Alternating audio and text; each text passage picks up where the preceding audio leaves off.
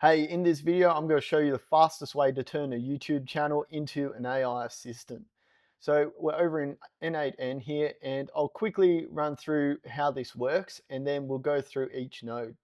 To start, we're just grabbing the YouTube channel, and then we're going to loop through all the videos and get the data we need to generate our embeddings. This first node is simply just the channel ID, and we're setting that here. Then over in YouTube 1, you're going to want to connect your account and set how many videos you want to get. So I'll usually do return all, but just for this, I'm just doing 3, or maybe I'll up it to 5.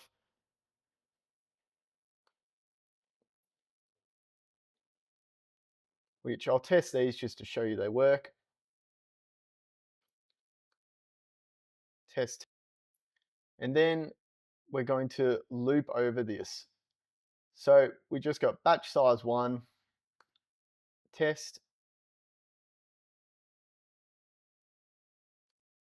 work. And then here we have a HTTP request, which goes to Rapid API. And the API I'm using for this is YouTube transcriptor. This one here. And to set this up, you simply come over here. You'll have to subscribe, but they got a free tier. And then you go copy CURL, import, and you paste that in here. And that'll work its magic for you. Then you want to come down and get the video ID. So in this case, I've come down, got the video ID here, not the channel ID, because we want to loop through all the videos in the channel. You can test that. And then I'm creating a row in my Supabase database. So you don't need to do this. You can, store the content however you want. I just like to put it in here so I can use it for later if I want to do a few other things. And to set this up, you're going to have to create your Supabase table first. And I've just called this scrape data. And I've literally just put an ID, title, description, transcript, and created that. And if I go in here, I'll just show you what that looks like. So I got name, and then I've set a UUID. And if you click on here, you can click generate a random UUID, which will just generate one every time you add a new row. Then you want to add all your data. So there's my HTTP request. And then I've just, grabbed the title, pulled it over, description. And if you come down here, you don't want to get the transcript from here. You want to close that, and then all the way at the bottom, you'll see this one here. Put that in the bottom, test step. Then we're on to generating our vectors. So you want to get your Supabase vector. And before you can set any of this stuff up, you just want to click on docs here. Scroll down to quick start. And just give it a second to load. You want this initialize your database. So you can copy this. And this is literally create a table and create a function that matches the embeddings. So you'd come over to your database or Supabase, sorry, SQL editor, and I've already created one here. And the only difference is I've just got it as empty docs instead of documents. So you can literally just paste in what we copied, click run.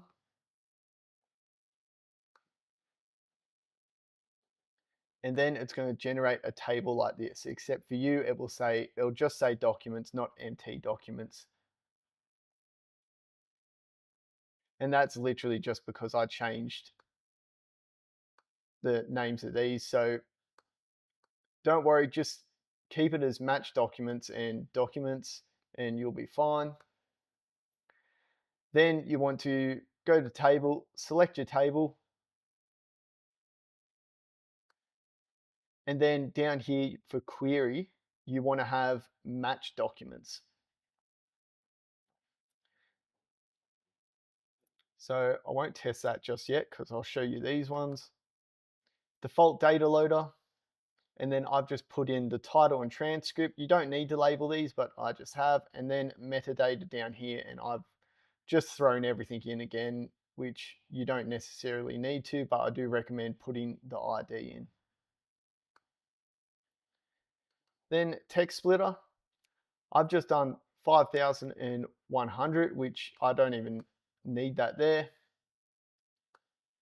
And the reason I've done this is because I've kind of set this up a little bit different because I'm scraping quite short YouTube videos. So the channel I'm using for this is this boat how to, and they basically got all these little videos on how to do different things. And I could just scrape all these and put them into one big document and do the chunk overlap and all of that. But I find it a bit unnecessary for this type of data. And considering they're so small, like 2 to 3 minute videos, one of these videos is going to be pretty good for a chunk. So that's one thing I've just changed or done a little bit different with this one. And if you wanted to do it all in one go, what I recommend doing is I've got a Supabase table row here, which I'm creating, which we just went through, and I'll basically use the title and the transcript and just make this its own embedding. But if you wanted to do something else, you could just create a Google Doc, have all the data in there, and then do the chunk overlap as usual. And for that, I would usually do, say you go 1,000 and then you go 1 to 200 overlap. Embeddings,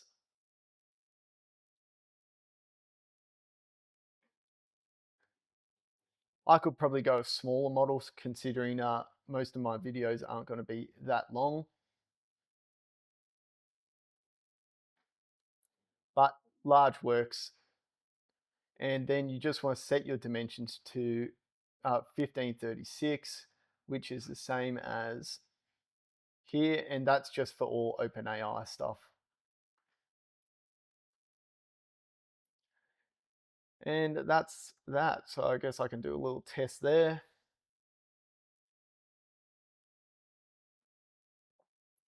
And I've just created one row, which I think that one I've already done because I tested it. And then that's come up here again now. So I might just bump this up to 10. Just so we got a few other things in there. Save and test workflow.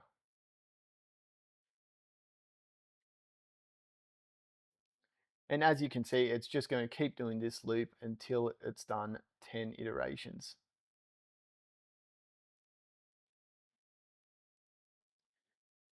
Now that that's finished, if I come in here, give it a bit of a refresh.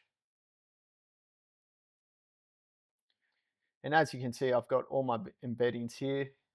And then I've just saved my scrape data here, which you don't even really need to do this, but I like to do it because sometimes I want to add other things into the chatbot, like maybe a display or display a video or something. And if I have this sort of database, I can always use this for searches and pulling resources as well as the embedding search. But then down to our AI agent. So you want an AI agent node.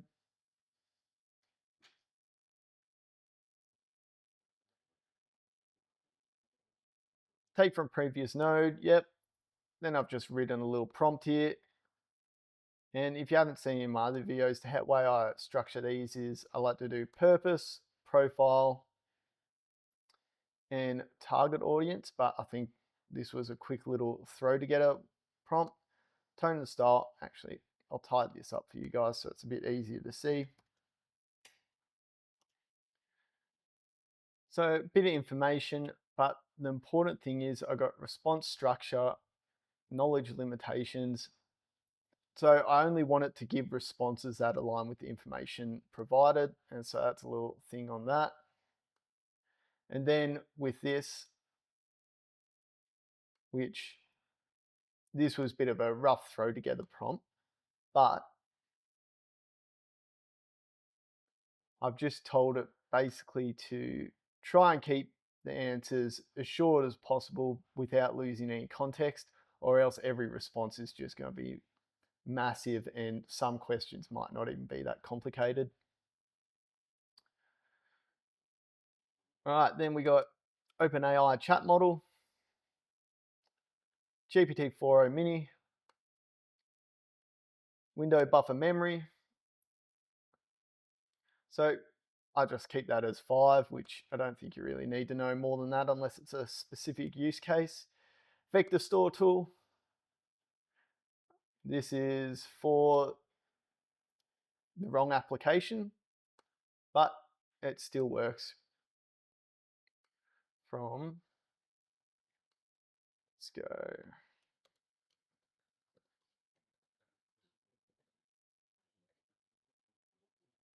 That'll do. Oh, we won't go too crazy in that stuff. OpenAI chat model, 4o mini, yep. Supabase vector store. So here you want to retrieve from documents, which is MT documents for me, query name, MT match documents. That, and then embedding OpenAI. So you just want to make sure that this is still the same model and the same type as, well, hopefully that doesn't break it. So you just want to make sure you always have the same embedding model consistent across your whole workflow. But let's give this a test. And we'll just look up some questions. So here's the easy one: how to extend the lifespan of your generator.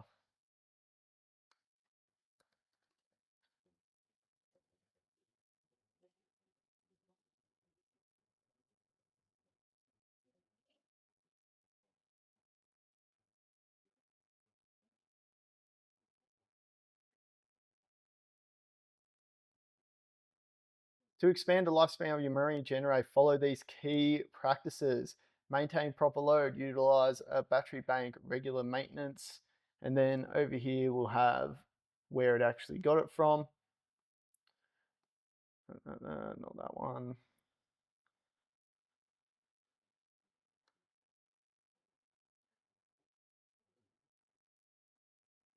Page content, so it's got it from the right one.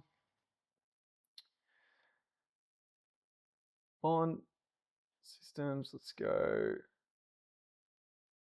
We'll double up there. Let's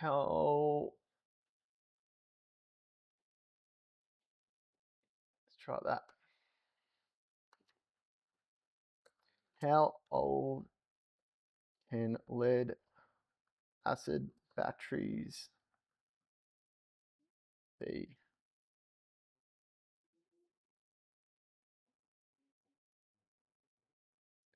All right, lead acid batteries generally have a lifespan of 3 to 5 years, depending on factors like usage, maintenance, temperature, and charging practices.